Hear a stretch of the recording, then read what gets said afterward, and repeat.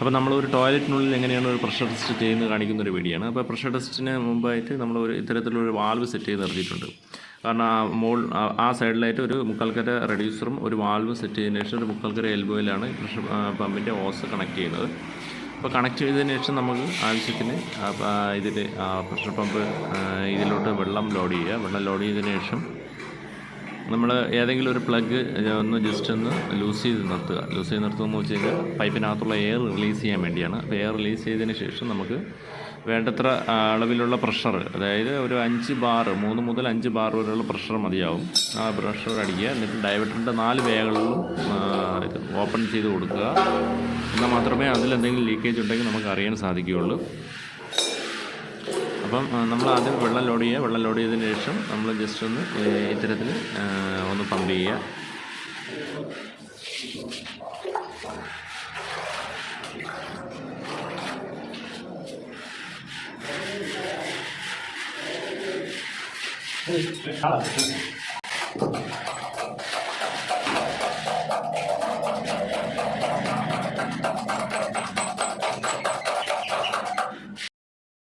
ഇപ്പോൾ വേണ്ടത്ര അളവിൽ നമ്മൾ പ്രഷർ ലോഡ് ചെയ്യുക. 5 ബാർ പ്രഷർ മതിയാവും. അതിൽ കൂടുതലാണെങ്കിൽ നമുക്ക് അതിൻ്റെ പ്ലഗൊന്നും അഡ്ജസ്റ്റ് ചെയ്ത് നിൽക്കത്തില്ല. അപ്പോൾ ഇത് കുറച്ച് നേരം അടിച്ചാൽ മാത്രമേ ഇതിനകത്ത് പൈപ്പിനുള്ളിൽ വെള്ളം ലോഡ് ചെയ്യുള്ളൂ.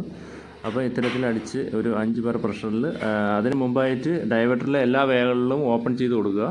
അതിനുശേഷം ഇത്തരത്തിൽ ചെയ്യുക. ചിലപ്പോൾ ഗേജ് ജസ്റ്റ് ഒന്ന് താഴോട്ട് ഇറങ്ങാൻ സാധ്യതയുണ്ട്. കാരണം എന്ന് വെച്ച് കഴിഞ്ഞാൽ ചിലപ്പോൾ ഒരു എയർ വരുന്നതുകൊണ്ട് ചിലപ്പോൾ ഒന്ന് അഡ്ജസ്റ്റ് ചെയ്ത് താഴോട്ട് ഗേജ് താഴോട്ട് ഇറങ്ങാനുള്ള ചാൻസ് ഉണ്ട്.